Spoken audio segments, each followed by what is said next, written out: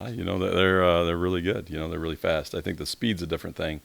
I know we played some good players in the past, but these guys are definitely fast. And the difference is just the combination of things. They're fast, and on top of it, they go fast and they're fast. So that's the hard combination right there. We've talked a lot about the pace. Is the pace harder to prepare for, or more different? It's just different. I think the teams that go fast pace all the time in practice sometimes have a hard time going against slow guys, and vice versa. If you practice against it all the time, it's just because it's different.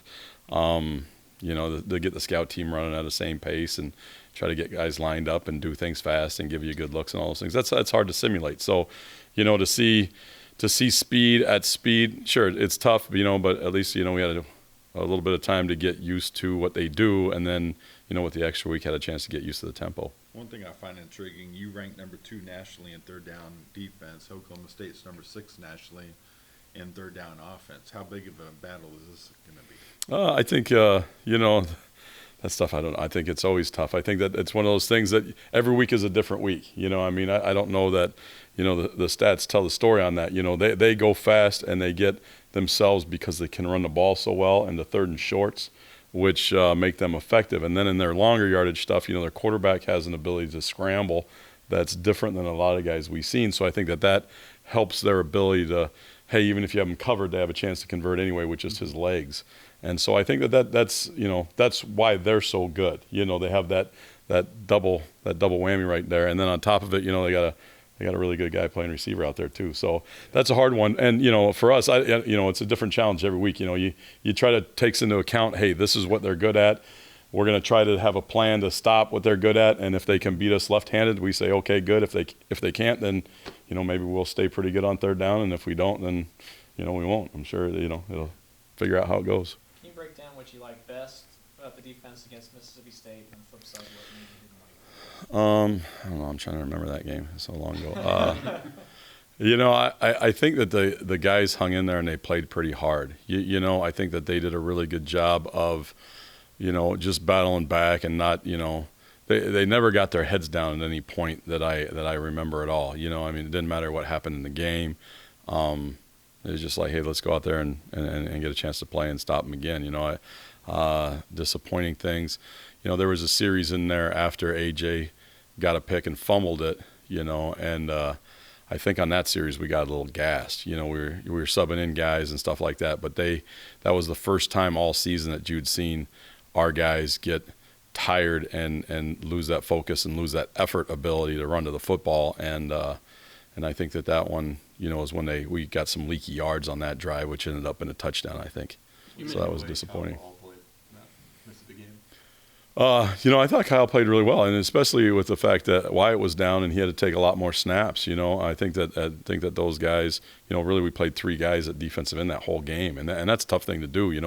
With their style of ball too, it's different. It's different going fast and going, semi-fast and getting pounded by really big dudes. I think that the strain on your body is different. It makes you a different kind of tired. When you're playing against a 340-pound guy and you got to, use your hands and set the edge. That's a different kind of tired of just running, And so I think that those guys really strained and did a great job. All the defensive ends did.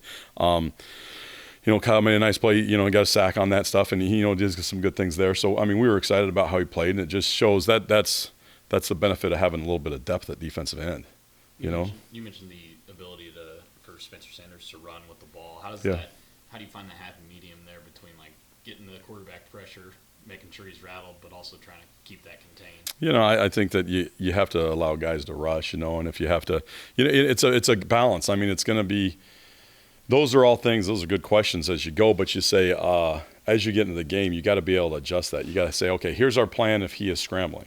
Okay, but here's our plan if we can't play man on, Wallace out there. Okay, here, what's your plan if you can't play man on Wallace and he's scrambling? Okay, what's your plan if you can't, stop the run? And then, it's all those different facets. So as the game goes, you got to see where you're at. It's a hard thing to say pregame. You have a plan to say, okay, hey, here's what we're going to do if we can't keep him in the pocket. Okay, but then that's going to stress you someplace else. Here's the plan if we can play man, give a guy help, and we're matching up on everybody else. Good. Okay, good. Then we got a plan to keep him in the pocket. If how many things are hitting you at the same time, and sometimes you got to give.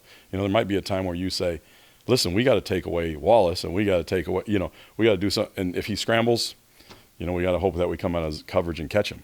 I mean, it's a gambling game. Whatever you do, it's hard to say, hey, we're going to contain this dude and put a spy on him, and then still be good to everything else. So it's gonna, and we're gonna rotate it around. I mean, there's gonna be stress rotating during the game, and if they choose right every time, we might look silly, and if we choose right every time, we'll look great. I'm sure somewhere in between it'll be the truth. To a guy like me or someone who doesn't see all the details, who's a guy or two on defense that's playing better or having a bigger impact than maybe we would know? AJ, I think AJ Parker's having a really good year so far. I mean, as for corners, I know he's got a couple picks, but really it's quiet over there. And that's what you really like to see is a guy that you don't notice. I think that Denzel's played really well. He's been a quiet leader in the back end. When he does speak to guys, listen to him. He stands up. He always gives tremendous effort. Those guys in the back end. I think everybody notices the guys up front. I mean, they're doing pretty good. And I think that, in my mind, guys like Daquan or, you mentioned Kyle Ball or those are the guys that are running and really setting the bar on a lot of things just with their effort. And really that's helping the whole rest of the defense continue to grow and say, you can point those guys out and say, look at that guy running the ball right there. And then as the other guys start to do it, you give up less and less explosive plays and it covers up more and more mistakes. Things that we see as coaches, we're like, man, we fit that one horrible. But someone runs and makes a play and you guys see a 5-yard gain and you're like, oh, whatever, and we say, holy crap, that could have been a huge one, but we got away with one. That's okay. So, I hope those guys keep doing that. But I think that, there's a couple guys there that we're really impressed by so far. How much does it help to have played Kylan Hill last time out when you go up against a guy like Chuba Hubbard? I think they're different. It's different. If we were playing another power back, another guy who, would cut and jump cut and do all those kind of things. I think that that's going to help us for the future playing another guy that's that style. Chuba's a little bit different. He's a guy he's speed. He's pure speed. He's got really good vision. He understands when to, hey, I'm going to stretch and cut and get vertical. I understand what seams I'm going to hit. I understand that if I, dance a little bit here, it's going to make that guy cut back and I'm going to get it. Hill's not like that. He was more, well, I'm going to hit a gap and I'm going to pound it, or I'm going to try to get to the edge and run over people and jump over people and do all those things. So it's a little different. So it's hard to compare. When we make it through this game and we say, okay, we'll see where we're at as how we did against, so we're moving forward and say, okay, now we've played a speed guy. Now we've played a power guy. Now we understand the different styles that you have to tackle these guys with. You have to understand the different leverage you need on them. You have to understand the different gap control on each one, And so if, as we work through this one, we're going to learn a lot about ourselves, to see how fast we can play with these guys, but also to say, hey, okay, now moving forward, I'm sure we're going to see great backs every week, which we do, and we're going to say, okay, hey, this is the style we want to play with, this is the style, and we can go back and forth between the two. As a coach and as a competitor, just what is this time like for you right now, and how excited are you to bring this defense to against some Big 12 opponents? Well, I think that this is really what we've been working towards. We've had some games that are really setting us up for this, and to say, okay, hey, you get a chance.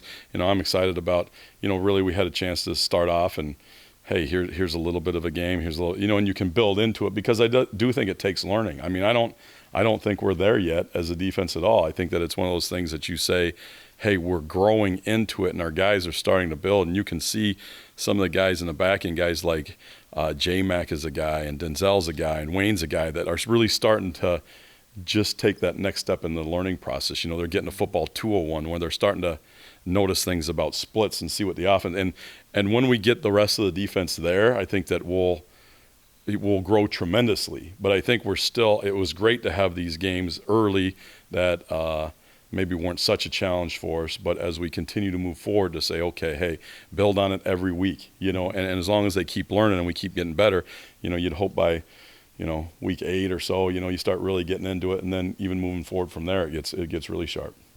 What's impressed you most with Daquan? You know what? He's a guy that doesn't miss a lot of tackles. He's missed a couple, but he doesn't miss a lot of tackles. He's done a really good job wrapping up and squeezing and stuff like that. He's done a really good job of just running. His ability to stay in the box and use technique when he needs to, and then when it gets on the perimeter, he's got good speed. He's got good ability to track the ball, and as long as he does those things and trusts himself, he's been really good at being just a natural linebacker in there. Sometimes he takes some reps to get through if we put in something new. But once he's got it, man, he's been playing pretty good.